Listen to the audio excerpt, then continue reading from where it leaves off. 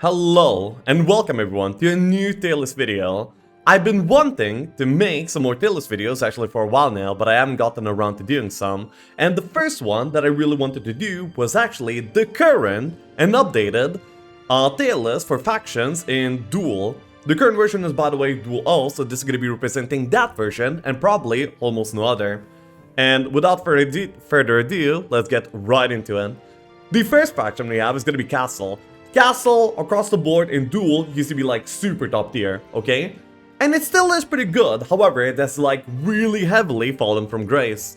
And now there's gonna be like quite a few factions that are gonna be like preying upon Castle completely, putting it no longer in S tier, and it's gonna be falling down to A tier.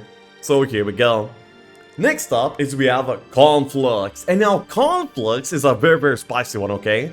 Conflicts in the recent version ended up getting like a very powerful way to play the game, and that is going to be Grindin mass slowing everything from the very beginning of the game.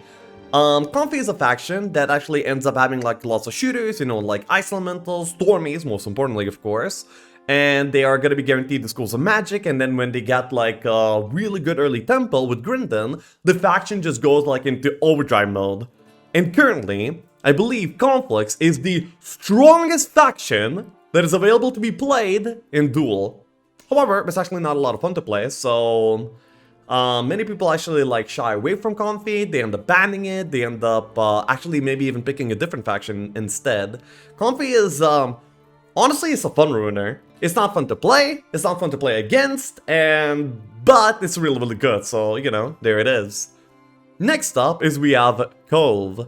Now, Cove actually has like a few playstyles, and there's actually even 3 viable heroes that many people play. First up, and the most obvious, in my opinion at least, is gonna be Bidley. Bidley has insane tempo. He starts off with like many Sea Dogs. He can upgrade any Pirate or Corsair box into a Sea Dog box. He just buys like out the schools of magic, gets like a few boxes, and he's like good to go. Like early into the desert, you farm the desert, you're gonna be like top notch, okay? Another way to play is going to be to try and play Eov. Eov is also like a tempo pick, but he's going to be like a little bit more mid-rangey. He's not going to be breaking as early, but he's going to be breaking stronger and more consistently. And of course, having the double clone with potentially like many birds can then be very powerful. He's going to be like more versatile and will be able to like take on more different types of heroes. For example, like interference heroes, Bidley is like super great against because he doesn't need power to use clone effectively, right? That's why Cove actually, you know, is like really good. And there's also like a new way to play in the latest version. It's gonna be Tark. Tark was added into Duel, and also we get like 1 extra Nyx for it. So instead of 4, we have 5 now. So we have more Nyxes, we have the Nyx specialty dude, and Nyxes are like one of the best late game units that's available in the game. So actually, that becomes a very interesting option on how to play Cove, and that is awesome. So, with many options available, and most of these options being top tier, actually, Cove goes into A tier at the very least. So, there we go. Many people would actually bet for Cove over Castle. Well, some actually. Not me personally, because I love myself some Castle. Next up is we have the other second powerhouse of the current version, and that is going to be, of course, Dungeon. Dungeon Loreley has been performing like exceedingly well, okay, like exceedingly well. I think that actually there was a specific player to revolutionize Dungeon as a faction, and that was no other than Tim 101, okay? This guy took Loreley to a whole nother level. Every single time he would break like 1-4 with over 200 RPX, and he would just completely annihilate the map, and any player that actually was foolish enough to give him a dungeon ever. And not only that, there was also some players that actually ended up going for cats, like Manticores as an actual power stack, and that also worked out really well. And then also, of course, I introduced the Black Dragons into the meta as well, and now that's an option as well. So you can do like so many things as Dungeon. So like whatever map you roll, whether it's gonna be like a build supporting map or like a tempo supporting map, you can actually like find a way to snowball yourself forward as Dungeon, and it's always gonna be like super powerful. It is currently one of the best factions available to play. Probably not quite as good as Comfy, so it's gonna go like a little bit lower in the S tier. However, many people would actually bet for Dungeon over Comfy, just because it's actually like way more fun to play Dungeon, actually, at least in my opinion. Next up is we have Fortress. Now, Fortress has had like a really recent, interesting development as well, okay? Everyone used to play Broad Guild with Wyverns and Lizard Warriors on Fortress, okay? And that was like all really good, like middle of the pack faction, pretty consistent power stack, and you know, like you usually have like a pretty good solid game. But people have started playing Kincaria. Yes, the learning specialist is really weird. I still actually haven't tried it, but many people have been having like really great success with it. Kincaria has slow as a strong spell, so she's gonna be able to expert slow things pretty early into the game, and you get many lizard bosses in the playing as Fortress. So very much like Comfy, you're gonna be able to like expert slow with a lot of shooters. So you're gonna be able to like cheat out fights earlier, and you're gonna be like good to go. It's a very powerful strategy, and people have been like doing amazing things with it, being the opponent's biome like 1v1 as Fortress. Ridiculous. And that actually put it like a little bit above what I think it would be. Regularly it would be B with a Broad Guild. I mean, B stands for Broad Guild, right? But it's actually gonna be like low A tier for now. Next up is we have Inferno. Inferno's gonna be like really hit or miss, okay? Because Inferno ends up, I mean, it's a little bit lackluster right now. Because you kind of want the demon farm, but like all the other factions are playing like so high tempo that you don't really get the demon farm. So you have to go for like an 3D timing. But the 3D timing, for some reason, doesn't really feel as good as it did before. Maybe it's like a little bit too slow. Maybe like getting your ball stack online, like 1v1, is just a little bit too slow in the current version. The tempo has been really up there, putting Inferno a little bit on the back burner. And it's gonna be going like straight into B tier. It's okay, but it's not preferred compared to like some of these other options. Okay, so to round out the top 3 factions of the current version, we have Necropolis. And oh my god, did this faction go into like had like some radical changes recently, okay? We had not one but 2 super impactful changes happen to Necropolis. One was the addition of Lord Heart into the regular hero pool. Lord Heart is a ridiculous hero that gives 10 base damage to a tier 6 creature. That cannot be understated how impactful that is. Not to mention like the stats as well, and he also starts with slow. So you get to like expert slow things, you get to like, with a few decays you can actually like clear the entire map, and it's ridiculous.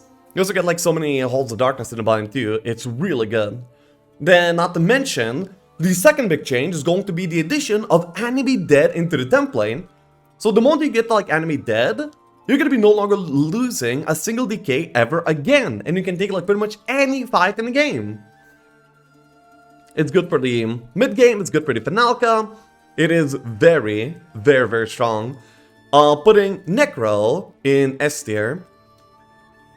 I actually think that Necro is better than Comfy, but Comfy like very specifically counters Necro, because Comfy gets online early enough to actually just kill Necro before it goes online, you know, before you actually get the rolling with your decays.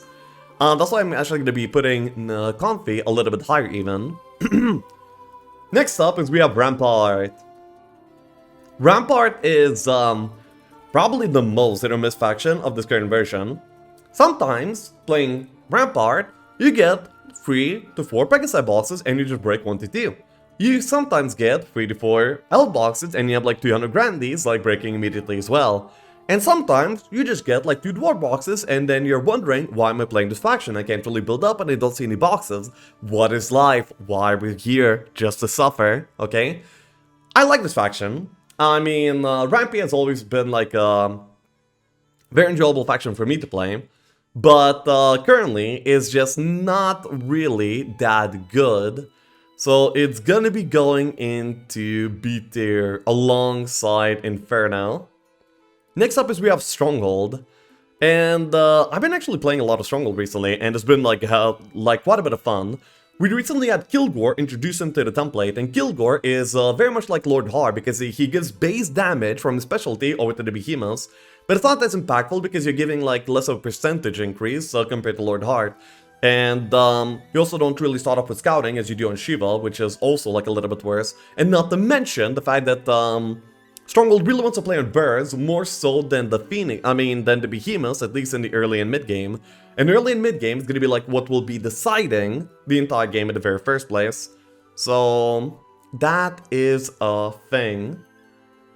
So that's why Stronghold is like not really that great, but many people like enjoy playing it, me included, because the boxes, whenever you get like a rock box, you're just like soaring through the map and it's like so much fun. You can do early utopias, like all the fights feel really good, and you can even take like an early Finalka too.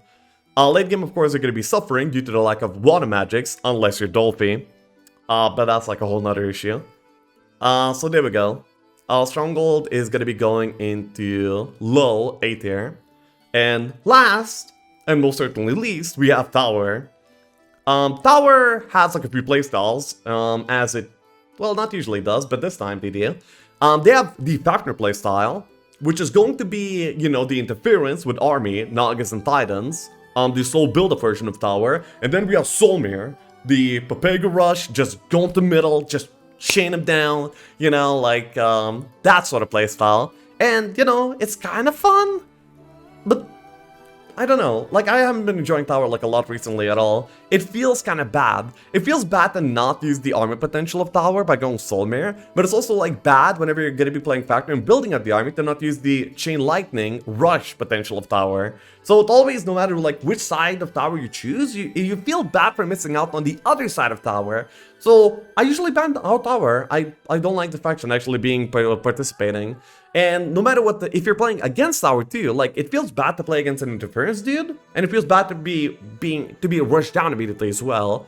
So it's like, yeah, this faction is meh right now, in my opinion.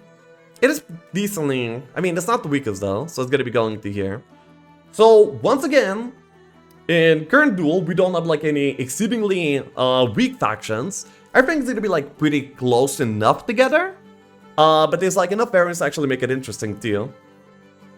Yeah, so the meta has actually changed quite a bit, and I can't wait to actually see how it develops as well in the current patch and in the following patches too. I hope you guys enjoyed the tier list, and I'll be seeing you next time. Until then, bye bye. Catch me live on Twitch, make sure to like and comment as well. I'll be seeing you